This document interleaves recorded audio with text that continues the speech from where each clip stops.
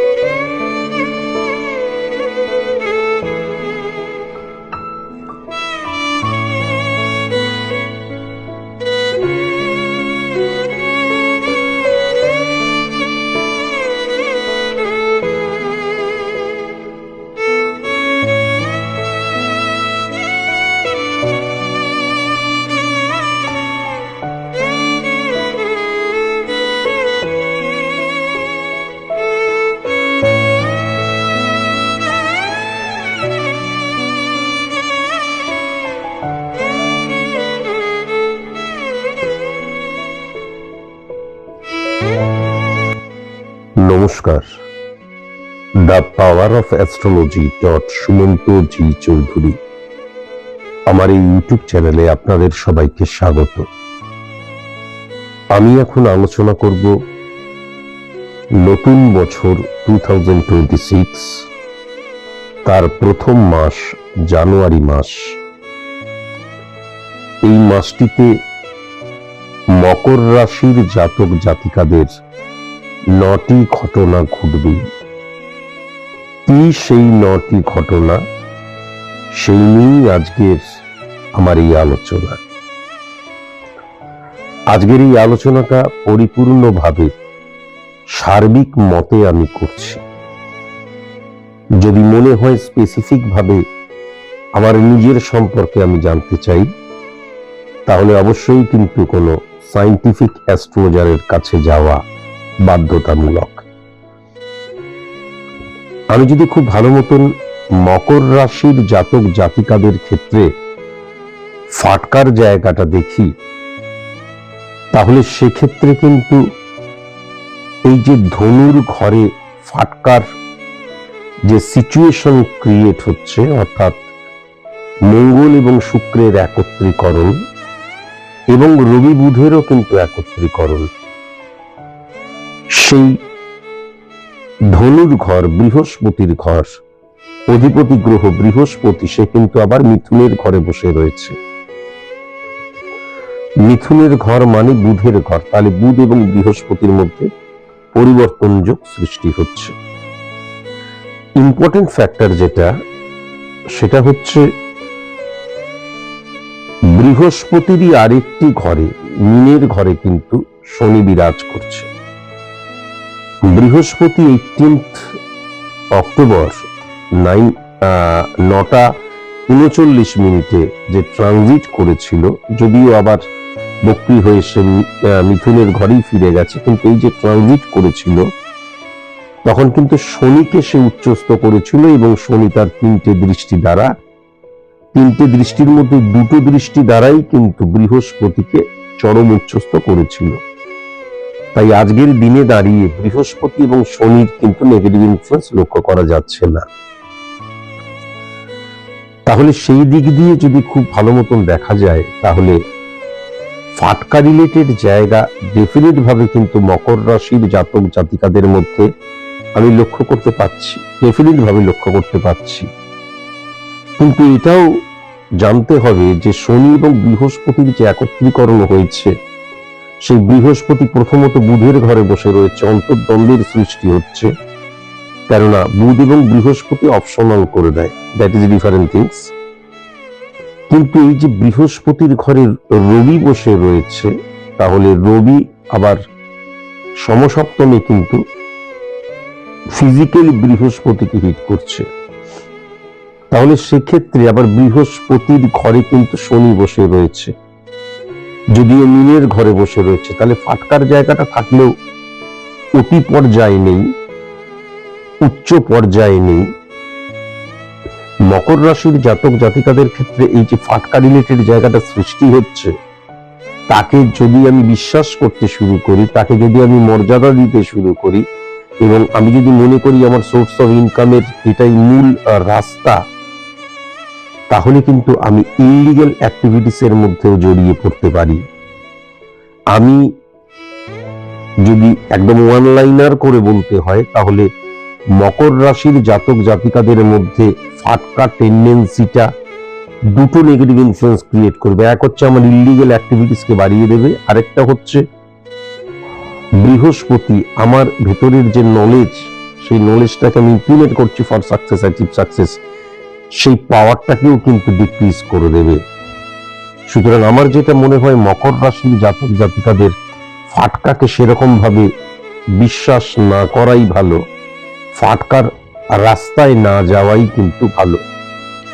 যতটা দেবে আবার সেইটা কিন্তু কোনো না কোনো ভাবে অন্য দিক দিয়ে সেই দেওয়াটা কিন্তু আবার ফিরিয়েও নেবে মকর রাশির জাতক জাতিকাদের ক্ষেত্রে। তাই ফাটকার জায়গাটা আমি সেরকম ভাবে খুব একটা পজিটিভ লক্ষ্য করতে পারছি না। কিন্তু যদি আমি খুব ভালো মতন লক্ষ্য করি, ইনকামের জায়গাটা যদি লক্ষ্য করি, সোর্স অফ ইনকাম মারাত্মক থাকবে। সোর্স অফ ইনকামটাকে সঠিক মতন ইমপ্লিমেন্ট করার ক্ষেত্রে কিন্তু গলত লক্ষ্য করতে পারছি।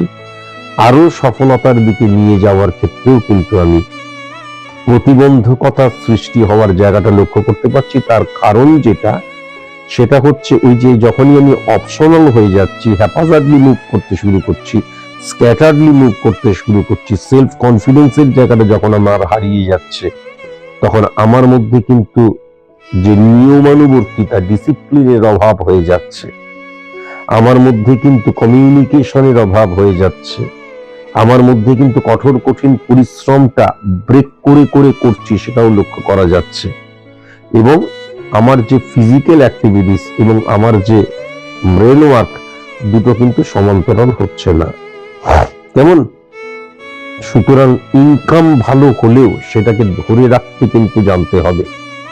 এখন প্রশ্ন হচ্ছে, তাহলে কি ওয়েস্ট অফ মানির জায়গাটা লক্ষ্য করা যাচ্ছে? মারাত্মক ভাবে লক্ষ্য করা যাচ্ছে। প্রথমত অর্থটাকে আমি কোথায় ইনভেস্ট করছি সেটাই বুঝে উঠতে পারছি না, অন্যের দ্বারা চালিত পরিচালিত হচ্ছে। দ্বিতীয়ত আমার যতটা অর্থ ইনকাম হচ্ছে তার চাইতে বেশি আমার চাহিদা চলে আসছে। তৃতীয়ত আমি বুঝছি না, জানছি না, অনুভব করছি না, বা আমি সেরকম স্ক্রুটিনি করছি না, কিন্তু আরো সফলতার জন্য অর্থটাকে আমি ইনভেস্ট করে দিচ্ছি। হ্যাঁ, এবং একদম ধোঁয়াশা বলতে যা বোঝায় সেরকম হয়ে রয়েছে। তখনই কি হয়ে যাচ্ছে? লাক ফ্যাক্টর, ভাগ্যে আছে কিনা কে জানে। তখনই কি হয়ে যাচ্ছে? আমি দেবদেবীর কাছে গিয়ে পুজো দিচ্ছি। তখনই কি হয়ে যাচ্ছে? দেখা যাচ্ছে কোনো জাগ্রত মন্দির, জাগ্রত দেবদেবী, তার কাছে গিয়ে মানত করছি। কেননা আমি যেটা করছি তার মধ্যে কিন্তু নিয়মানুবর্তিতা এবং তার মধ্যে প্ল্যানিং এর অভাব কিন্তু আমি লক্ষ্য করতে পারছি। তাই ওয়েস্ট অফ মানির জায়গাটা মারাত্মক কিন্তু আমি লক্ষ্য করতে পারছি। এছাড়াও যেটা দেখতে পাচ্ছি যে আমার অনেক কিছু ইচ্ছে আছে, আমার গাড়ি হবে, বাড়ি হবে, সম্পত্তি হবে, আমার গয়নাগাটি হবে, সবকিছু, কিন্তু আমার সোর্স অফ ইনকাম অনুযায়ী সঞ্চয়ের জায়গা বাদ দিয়ে তারপর আমার ইচ্ছা পূরণ করা উচিত, এটাই তো প্ল্যানিং। এই প্ল্যানিং এর জায়গাটা কিন্তু মারাত্মক ভুল হয়ে যাচ্ছে, আমি কিন্তু সেটাও লক্ষ্য করতে পারছি। সঞ্চয়ের জায়গাটা কিন্তু সোর্স অফ ইনকাম, অর্থ উপার্জন, এইগুলো থাকলেও সঞ্চয়ের জায়গাটা আমি সেরকম পজিটিভ লক্ষ্য কোনো মতেই কিন্তু করতে পারছি না। শনি যখন উচ্চস্থ হয়ে যায় তখন একটা জিনিস ডেফিনিট ভাবে বলা যায় যে সরকারি তুল্য চাকরি, সরকারি চাকরি, আন্ডারটেকিং চাকরি, এই চাকরিগুলোর ক্ষেত্রে প্রতিবন্ধকতা মারাত্মক হয়ে যায়, বরং রুটগুলো খুলে যায় বেসরকারি চাকরির ক্ষেত্রে। তাহলে এটাও কিন্তু আমি যেটা দেখতে পাচ্ছি যে বেসরকারি চাকরির জায়গাটা অত্যন্ত পজিটিভ হয়ে রয়েছে। কিন্তু মকর রাশির জাতক জাতিকাদের ক্ষেত্রে একটা প্রবলেম কি হচ্ছে, যেটা কিন্তু কুম্ভ রাশির জাতক জাতিকাদের মধ্যেও আমি দেখতে পাচ্ছি, যেটা নিয়ে আমি পরে আলোচনা করব, সেটা হচ্ছে আইডেন্টিটি ক্রাইসিস সৃষ্টি হয়ে যেতে পারে। আমার মতন করে সবকিছুকে আমি ভাবছি, সার্ভিস হোল্ডারদের ক্ষেত্রে বলছি, আমার মতন করে সবকিছুকে ভাবছি।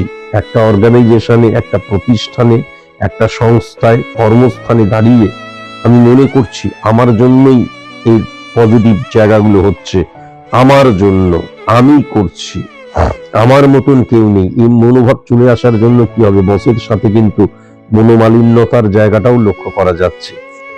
ফার্স্ট, আইডেন্টিটি ক্রাইসিস সৃষ্টি হলে আমি ইগো প্রবলেমের জায়গাটাও মারাত্মক লক্ষ্য করতে পারছি। তৃতীয়ত যেটা অ্যাডজাস্ট করার প্রবণতা, ক্ষমতা, স্যাক্রিফাইস করার প্রবণতা বা ক্ষমতা, কম্প্রোমাইজ করার প্রবণতা বা ক্ষমতাটা আমি হারিয়ে ফেলছি। আমি সমস্ত কিছুই মনের বিরুদ্ধে গিয়ে করছি, তার ফলে আমার পারফরমেন্সের জায়গাটা কিন্তু ডিটোরিয়েট করে যেতে পারে। দায়িত্ব যখন বৃদ্ধি হচ্ছে তখন দেখা যাচ্ছে আমি ইরিটেট হয়ে যাচ্ছি, বা সাবঅর্ডিনেটদের সাথে আমি সঠিক মতন কিন্তু কানেকশন রাখতে পারছি না, তাদেরকে দিয়ে কাজ করাতে পারছি না আমার ইগো প্রবলেমের জন্য, সেই জায়গাটাও কিন্তু মারাত্মকভাবে লক্ষ্য করতে পারছি। এবং শত্রু বৃদ্ধির জায়গাটাও আমি লক্ষ্য করতে পারছি, শত্রু ক্ষতি করে দিতে পারে সেটাও আমি লক্ষ্য করতে পারছি, শত্রু আমার রেপুটেশনটাকে ডাউন করে দিতে পারে সেটাও কিন্তু আমি লক্ষ্য করতে পারছি। এখান থেকে ভেরি ভেরি কনসাস এবং কনসাস অবশ্যই কিন্তু হওয়া প্রয়োজন।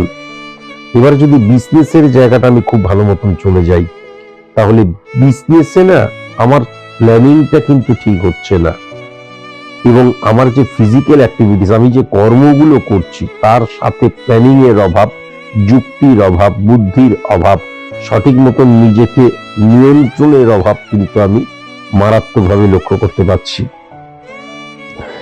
এছাড়া আরেকটা জিনিস যেটা লক্ষ্য করা যাচ্ছে সেটা হচ্ছে অহেতুক, আমি দেখা যাচ্ছে আমার বিজনেসটাকে এক্সটেন্ড করছি অহেতুক, কিছু কিছু ক্ষেত্রে অহেতুক আমি অর্থ ইনভেস্ট করছি, এই জায়গাটাও কিন্তু লক্ষ্য করা যাচ্ছে। আরেকটা হচ্ছে কাস্টমারের সাথে সুসম্পর্ক বজায় থাকবে না, সেটাও কিন্তু আমি লক্ষ্য করতে পারছি। ভেরি ভেরি কনসাস এবং কনসাস অবশ্যই হওয়া প্রয়োজন বলে আমার মনে হয়।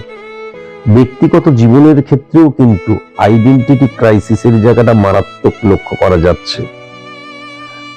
এর ফলে কি হয়ে যাচ্ছে, সব সময় দেখা যাবে একটা ইগো ক্লাস লেগে থাকবে, বাড়ির অন্যান্য মানুষের সাথে ইগো প্রবলেমের জায়গাটাও আমি মারাত্মকভাবে ইনক্রিজ হওয়ার জায়গাটা লক্ষ্য করতে পারছি।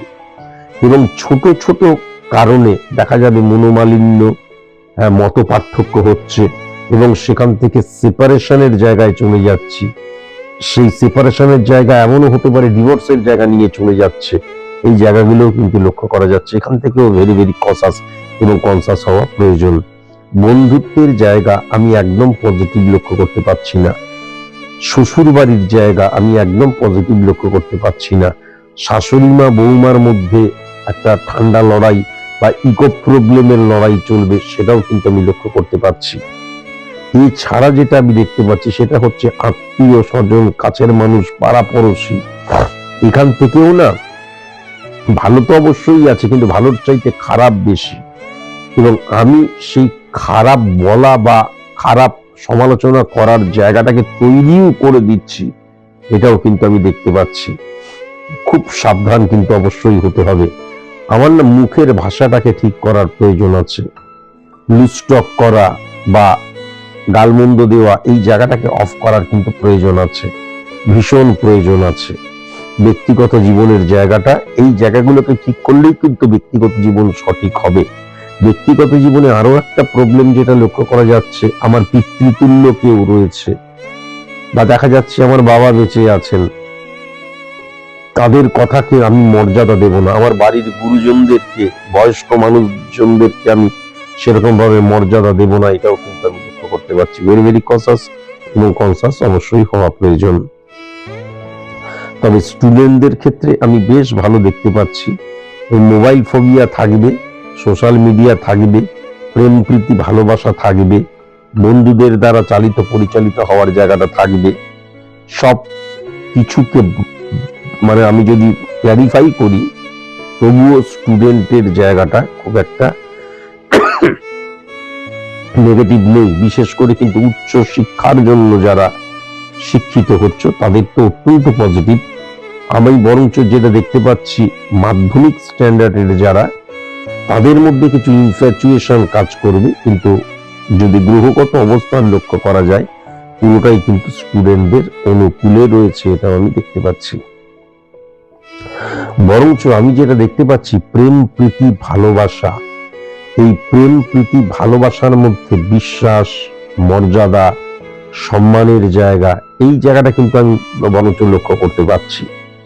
এবং আরেকটা জিনিসও কিন্তু দেখা যাবে যে এই প্রেম প্রীতি ভালোবাসাটা না, একটা সময় ছিল যখন প্রেম প্রীতি ভালোবাসা, একটি ছেলে একটি মেয়ের মধ্যে প্রথমে বন্ধুত্ব হচ্ছে, পরিচিতি হচ্ছে, দুজন দুজনকে চিনছে, তারপর কিন্তু আমি তোমায় ভালোবাসি, তুমি আমায়, বা সে বলছে লাভ ইউ টু, হ্যান ত্যান, এইগুলো পরবর্তীকালে আসে।